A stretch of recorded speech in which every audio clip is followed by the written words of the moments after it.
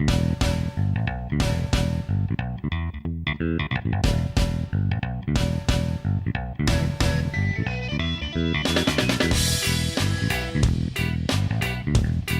name is Dave, and I own the Emerson Theater. Well, I've been working here since the end of 2009, and I've owned it since April of this year. Tonight's hip-hop night. We do a lot of metal, indie, punk, although not so much punk anymore. This used to be the center of punk rock in the city, but anymore, the punk rock crowd's grown up. They're going to bars now, so.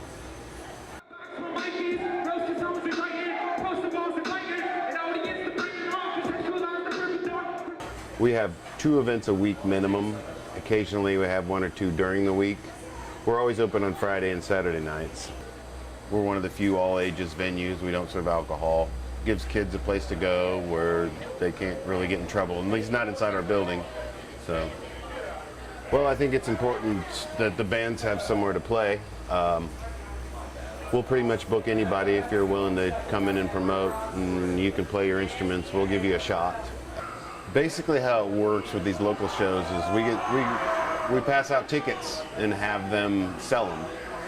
Basically, number one, the first reason we do that is because we can't stay open because we don't sell alcohol unless we sell tickets. And we found out the only way to get people to show up is to have the bands or the artists individually sell tickets. Then we pay them a cut from the tickets they sell. That's how they earn their money. And it's important in that these guys learn how to market themselves. You're about, just above local band, you get on a tour, you get signed on a record label, and they send you through the smaller venues. This is where they start, typically, for the bands that have young fans. The scene is whatever they think it is. It would probably be blasphemy to say that there isn't really a scene, but you could just say there isn't one anywhere, because the scene is whatever everybody believes it is. There's a community of musicians. And when it boils down to it, people will come to see the bands they want to see. There are a few people that come up here a lot just to see whoever's playing. But that's just a small core of people that are here that love the place and just maybe have nothing better to do, and that's fine. There are a lot of regulars that we see a lot, and people should support local music. They should support local music as much as they say that others should support local music. If they did, we would have a thriving scene, and it would be a real thing. I'm Steven Zumbrin, and I run Piratical Productions and the Hoosier Dome. We do a ton of all-ages concerts. And my name's Jason Chisholm. I am booking, I do the venue management, and I take care of the shows when he's not here. I started Piratical Productions back in 2005. We had my wife and I were getting married, and we wanted to have a big party, not just kind of a boring wedding. So we booked bands through a big punk show, and like 200 plus kids showed up and decided maybe we should keep doing shows after that. I joined a few years later in 2009, 2010. Back in 2005, it was kind of in a transition period where a lot of the punk bands in town, they didn't have anywhere to play. So we started booking shows as a place for them to play. Now we have a storefront, full-time venue. We've done more than probably 200 shows. Yeah, we're probably 300, 350 shows in now. So we pretty much book any bands, bands from all over the world, bands from all over the country. So we kind of, any bands that kids, especially 15 to 25-year-olds, high school and college age kids that they'd get excited about is a band that we're gonna try to book and try to bring through our venue. And then we also have a strong focus on local bands. We have a high school battle of the bands to try to give new bands exposure that haven't had exposure before. I think the scene's actually in a really good place. I think there's finally kind of a foundation for there to be a really solid all ages scene. So you have a guy who's kind of further along in his musical career, and then you have kids that are just starting out, and it's like they can draw influences from these older bands that have been playing shows for 7 or 8 years while they're starting out too. Yep. And so there's kind of like, we've kind of just been blazing this trail, and I'm really excited about the kids that are still around from when we first started doing shows and the kids that are up and coming. Yeah. I feel like we have a really solid scene. Like Jason's doing MSM Fest, which has over 100 local bands on it. I mean, the fact that we can pack a show full of 100 local bands means there's a healthy. Yeah. And that's not even. I mean, that's not even remotely all the bands we have. Thinking back and seeing some early pictures and seeing how we've grown from how the venue used to look when we first came in to now, it's just like it's amazing how much work you slowly put into a place to see it transform. I think it's really important for kids to have a place to go and hang out, and that's a big thing that the Hoosier Dome is dedicated to, is giving a positive, drug and alcohol-free place for kids to come, hang out, and have a good time.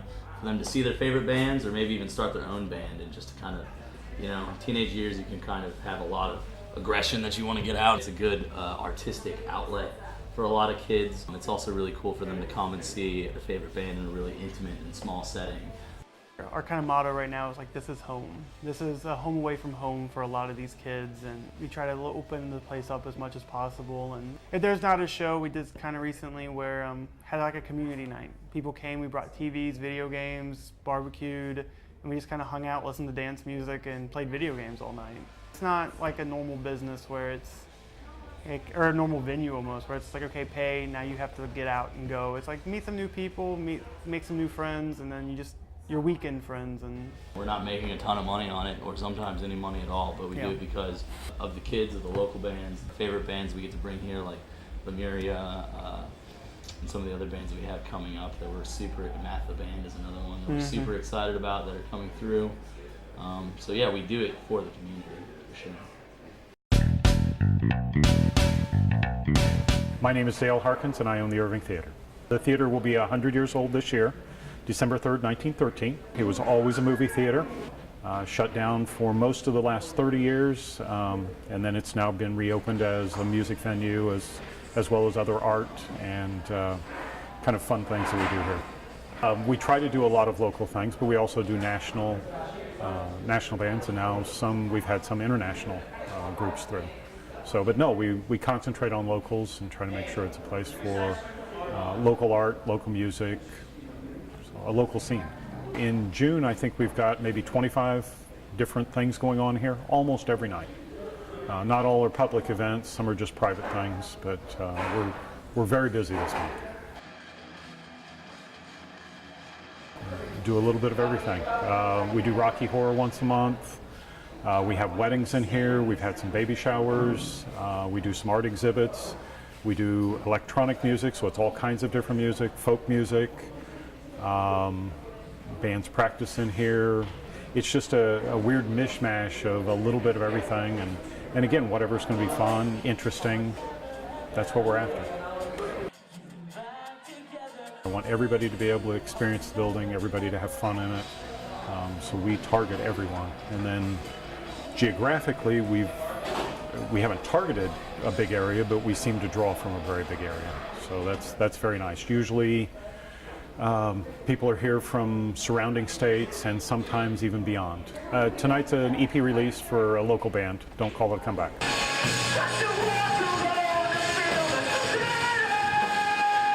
Hi, my name is Cody Allman. I play in the band Don't Call It a Comeback. Tonight we are doing our Telescopes EP release show. We've been working on this record for like 5-6 months now. And so we had all of our best friends come play, and we're hanging out and we're celebrating the release of the CD.